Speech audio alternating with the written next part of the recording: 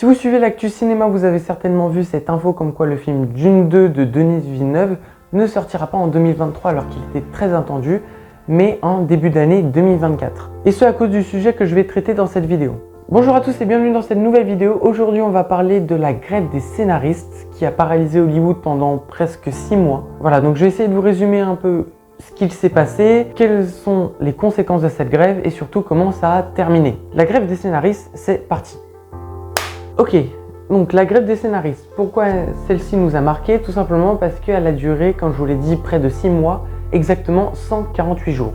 C'est l'une des plus marquantes de l'histoire depuis celle de 1960.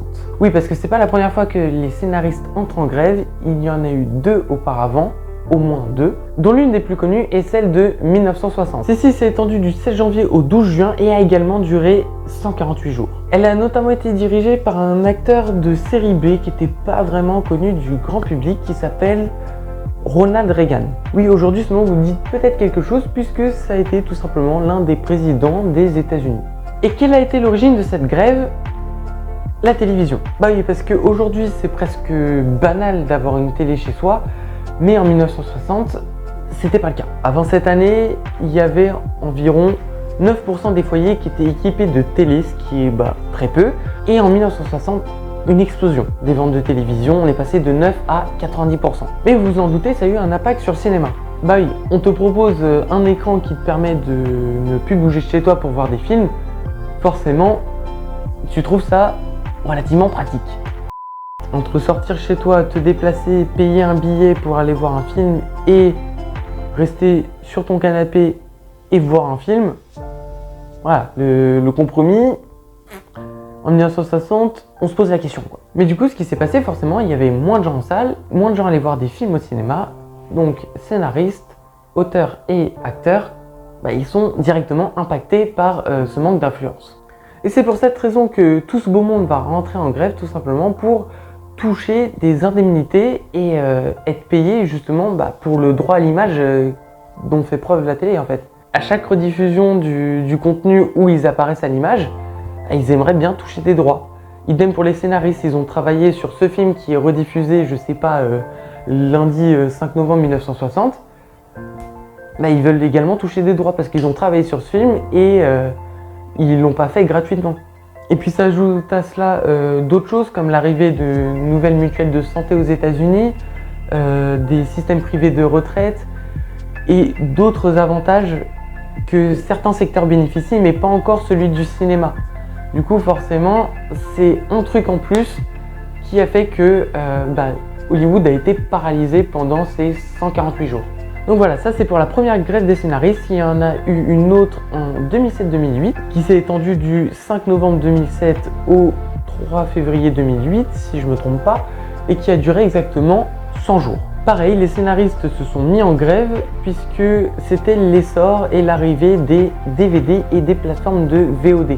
Et donc comme pour les droits TV, ils jugeaient légitime, à juste titre, de toucher quelque chose sur la vente de DVD ou encore une compensation quand un de leurs films était regardé sur une plateforme de VOD. Quand j'entends VOD, c'est les téléchargements légaux par internet, évidemment. Mais mine de rien, cette grève a fait parler parce que c'était quand même 12 000 personnes qui ne travaillaient plus. Et surtout, ça a eu des conséquences sur certaines séries qui sont encore très connues et très appréciées aujourd'hui.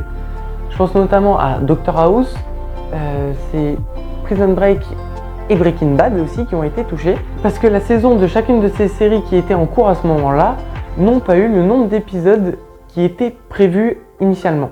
Elles ont été raccourcies de quelques épisodes, notamment parce qu'il fallait rendre ces saisons dans les délais et qu'avec cette grève, ça a quand même un peu pénalisé, on va pas se mentir. Et donc nous en arrivons à cette fameuse grève de cette année 2023 qui a débuté le 2 mai. Pareil, on a à peu près 11 500, 12 000 scénaristes qui se sont mis en grève. Et quelle est la raison? Et vous allez le voir, c'est très simple. Vous avez certainement entendu cette phrase qui est l'histoire est un éternel recommencement. Et c'est totalement le cas là. L'un des 2 problèmes majeurs qui a poussé à cette grève sont les plateformes de streaming. J'entends par là Netflix, Amazon, Disney+, ces gens-là quoi. La WGA, qui est la Writer Guild of America, désolé pour l'accent, il n'est pas excellent, ont constaté quand même une baisse du revenu moyen d'un auteur sur les 10 dernières années. Donc déjà ça moyen, et en plus, les plateformes de streaming rendent ce métier encore plus précaire.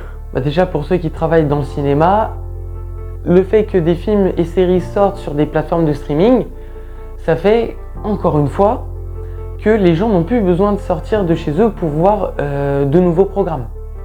Donc on en revient à ce que je disais donc en 1960. Donc on en revient à cette même question, pourquoi sortir de chez soi, aller voir un film, quand tu as toujours plus de nouveaux contenus sur les différentes plateformes streaming sans bouger de chez toi. Voilà, vous voyez l'éternel recommencement, l'histoire qui se répète, tout ça? Vous l'avez? Donc ça c'est déjà un premier point du problème des plateformes de streaming. Et l'autre point c'est les conditions de travail. Parce qu'on va pas se mentir, elles sont pas terribles. On va essayer de comparer qualitativement en prenant quelqu'un qui travaille pour une plateforme de streaming, je sais pas, Netflix. Prenez Netflix, je sais pas comment ça marche exactement, mais pour que vous puissiez imaginer l'exemple. Et de l'autre côté, on va prendre juste la TV, quelqu'un qui travaille à la télévision. Par exemple, si ces deux personnes vont être chargées de travailler sur une série, la personne qui travaille pour Netflix va déjà avoir beaucoup moins de temps pour écrire cette saison et ils seront d'ailleurs beaucoup moins nombreux pour travailler sur ce projet. Par exemple, on va être sur une série télé, pour une saison déjà on va avoir beaucoup plus de temps et ils vont être une douzaine de personnes à travailler sur le projet, tandis qu'on va être plus autour de 5-6 personnes côté Netflix. Donc il faut faire un travail plus qualitatif, en moins de temps et avec moins de personnes en étant moins payé.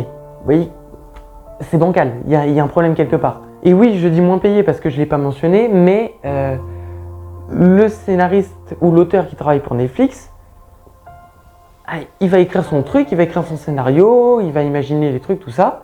Et une fois que son travail est terminé, il n'est plus payé.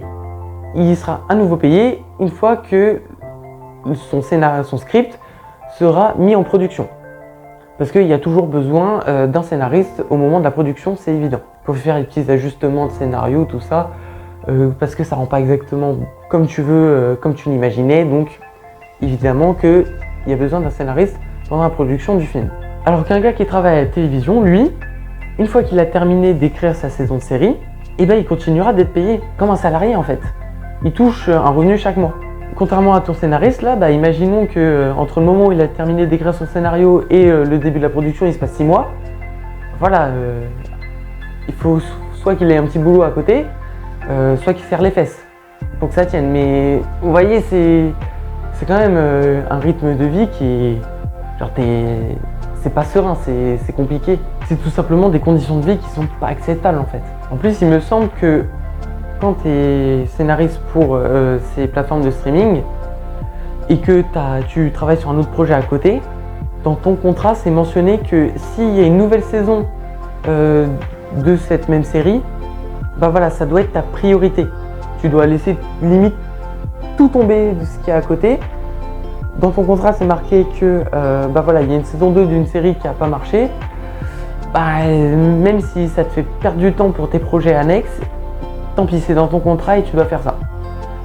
Donc, voilà, encore une fois, c'est quand même assez discutable comme point. Donc ça, c'était uniquement le premier problème qui a mené à cette grève des scénaristes. Et le deuxième, je vous en ai parlé rapidement dans la vidéo de The Creator, c'est l'intelligence artificielle. Vous l'avez vu, c'est en plein essor et ça touche également le monde artistique, le cinéma. Vous l'avez peut-être essayé vous-même avec ChatGPT par exemple, ça peut répondre à plein de questions, mais ça peut également écrire des scénarios. Et pour certaines autres intelligences artificielles, ça peut même créer des images, des scènes ou, comme pour le générique de Secret Invasion, des génériques entiers. Et le problème qui se pose, c'est tout simplement, si une machine peut faire notre travail, à quoi on sert quelque part? Si les supérieurs hiérarchiques se rendent compte que ils arrivent mieux à travailler avec des intelligences artificielles plutôt qu'avec des humains et qu'au final ça leur permet d'économiser de l'argent, le monde est dur, mais ils vont peut-être te dégager quoi. Du coup, tu es sous la menace de te faire licencier à tout moment. Surtout vu comment ça évolue rapidement, voilà quoi, il y a quand même quelque chose.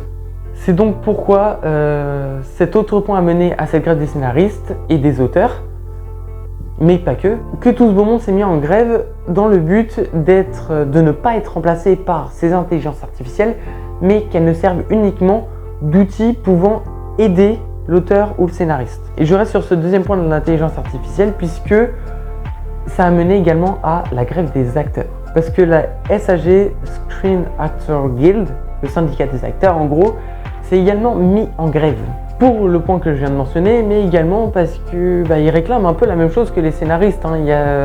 Niveau revenu, c'est quand même pas facile pour tout le monde. Nous, on voit les célébrités qui gagnent des milliers, voire des millions. Tu dis, ça va, ça gagne bien acteur. C'est pas le cas de tout le monde. Dans ce syndicat des acteurs, tu as quand même 87% des adhérents à ce syndicat qui ne gagnent pas assez pour avoir une assurance maladie qui s'élève à 26 000 € par an. Et c'est tout ça qui a mené à ce que les acteurs rentrent en grève également. Et le coup qui a fait parler, c'est surtout celui du 13 juillet. On est à Londres et on est à l'avant-première d'un des films les plus attendus de l'année qui est Oppenheimer de Christopher Nolan. Le casting est présent sur place, une salle de 800 personnes les attend pour qu'ils parlent de leur film, sauf qu'ils restent devant la salle, ils font des photos et puis après ils repartent. Se mettent en grève avec les 160 000 autres acteurs et 12 000 scénaristes. Ce qui nous fait plus de 70 000 personnes en grève au total. Et là c'est un nombre énorme qui fait que Hollywood est totalement paralysé. Parce que quand tu rentres en grève, on n'est pas sur des gens qui se réunissent le samedi matin pour faire cuire des saucisses sur des ronds-points. Là, c'est vraiment, tu ne travailles plus. C'est le sens premier de la grève. Alors, c'est dans leur contrat, quand ils rentrent en grève, là, je parle pour les scénaristes, il n'y a plus le droit d'écrire de scénario, de relire quoi que ce soit, de travailler en fait. Et c'est le cas également pour les acteurs. Quand tu es en grève, tu ne travailles plus. Ce qui fait qu'Hollywood est totalement paralysé. Donc, fini les tournages, fini la promotion de films, fini les nouveaux scripts, tout est mort.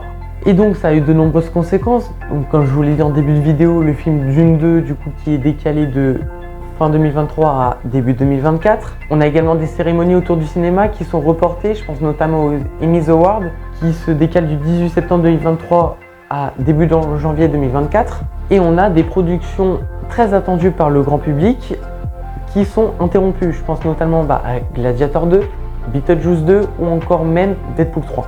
Et là je parle du cinéma en globalité, mais les plateformes de streaming aussi sont touchées. Vous prenez Netflix par exemple, Stranger Things 5 devait commencer à être tourné en mai 2023.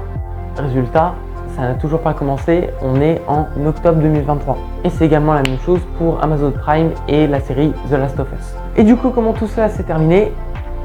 Visiblement tout le monde s'est trouvé un point d'entente qui a mis fin à cette grève le 27 septembre 2023. Donc visiblement les scénaristes ont réussi à récupérer quelque chose, les acteurs également, à être protégés notamment des intelligences artificielles, à rehausser un petit peu leur salaire. Mais Hollywood a quand même pris cher puisqu'on estime une perte entre 3 et 5 milliards de dollars. Voilà, c'est la fin de cette vidéo, j'espère que ça vous aura plu. Désormais, j'espère que vous comprenez un petit peu mieux ce qui s'est passé aux États-Unis pendant ces 5 mois de grève. Dites-moi en commentaire ce que vous pensez de toute cette situation, je suis très intéressé de savoir votre avis là-dessus. Sur ce, n'hésitez pas à mettre un pouce et à vous abonner. Et nous, on se retrouve bientôt pour une prochaine vidéo, ce sera une critique de film sur le prochain Scorsese que j'ai hâte d'aller voir. Sur ce, c'était Cinetrip, salut!